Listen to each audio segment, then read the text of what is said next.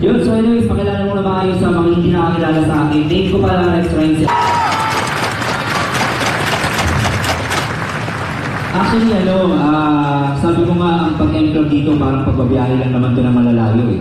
Parang for example, sa Bicol, pag bumiyahe ka ng Bicol, ang biyahe ng Bicol, usually 12 hours, 8 hours, usually ganun yung travel nila eh. At ang malapit doon, meron kang madadaanan na rough road, meron kang madadaanan na zigzag, tawag natin doon sa atin dyan, yan ang sakit. So natural lang na dadaanan mo yun, natural lang na mahirapan ka dito, natural lang na magutom ka dito, natural lang na mapuyat ka dito. Kasi wala pong madali. Kung madaling yumaman, di sana lahat tayo mayaman. So for sure, lahat tayo mahihirapan. Asahan nyo yun, mapipiga kayo dito, asahan nyo yun, mahihirapan kayo dito. Pero sabi nga namin, okay lang na mahirapan ka kung ang future mo naman upstream.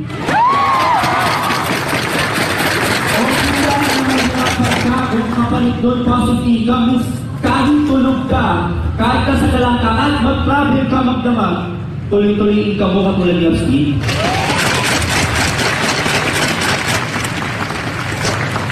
Yun yung naging vision ko dito. Sabi ko nga, every post ko, sabi ko, Abstine, grabe, ang binigay mo sa amin, higit sa GPS, higit sa Waze, para hindi kami maligaw, para alam namin na yung destination or final destination namin, yun yung kakantungan namin katulad ng nangyari sa kanya. So yung pinaka-why ko naman dito, kung bakit ako patuloy na lumalaban kay Front Row, even na medyo matagal tayo nag-M-Club, so ang pinangawakan ko lang, ayoko lang dumating sa punto yung kinakatakutan ko. Yung kinakatakutan ko kasi baka dumating sa punto na dalhin ko yung mother ko sa hospital, dalhin ko yung father ko sa hospital, hindi wala akong pambayad. So, yun yung kinakatakot ko na ayokong mangyari pagdating ng panahon. Yung tipong pag tinanong ako ng doktor, Rex, hindi ko pwedeng ipasok si mama mo, si papa mo kung wala kang pang down payment na 100,000. Kung wala akong pera, kung wala akong savings, wala akong sa malamang, di ba? Baka sabihin sa father ko, baka sabihin ko sa mother ko, huwag kayong kalala. Akit ako ang third floor. Aantayin ko kayo, mawuna ako sa inyo. Right, Rex? Kung ba yun yung kinakatakutan ko, kaya sabi ko, bago tumating yung punto na yun, sabi ko dapat may infinite income na ako, dapat may residual income na ako or positive income para magkaroon ako ng maraming savings. Para pag tinanong ako ng doktor, Rex, hindi ko pwedeng ipasok yung magulang mo kung wala kang pang down payment na 100,000. Sabihin ko sa kanya, sige daw, o ito $1 million sa inasukli.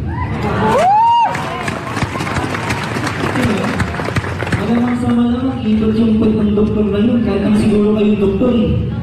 100 lang yung bill mo, binayaran mo 1 million. Ginawa mo pareho yung 900,000. Mangyayari yun. Mangyayari yun kung naniniwala ka.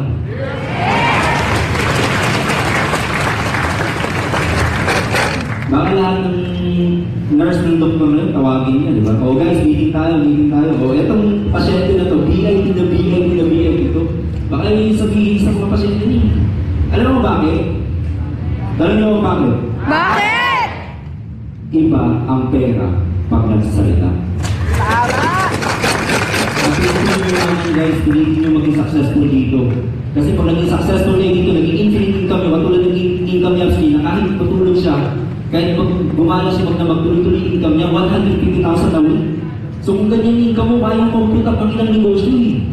Kaya mo bumili ng ilang hektaryang lupain. Then, guys, kaya nasabi ko, advice ko lang, nandito na kayo. Actually, hindi ako magtatapos. Ito yung pinaka-advice ko sa inyo. Nakita nyo na yung final destination nyo. Alam nyo na kung gano'ng kalayo yung biyahe. Alam nyo na kung ilang araw, alam nyo na kung ilang oras, alam nyo na kung ilang taon. Tiisin nyo. Basta ang pinaka-advice ko sa inyo, na umpisahan nyo, tapusin. Yun ang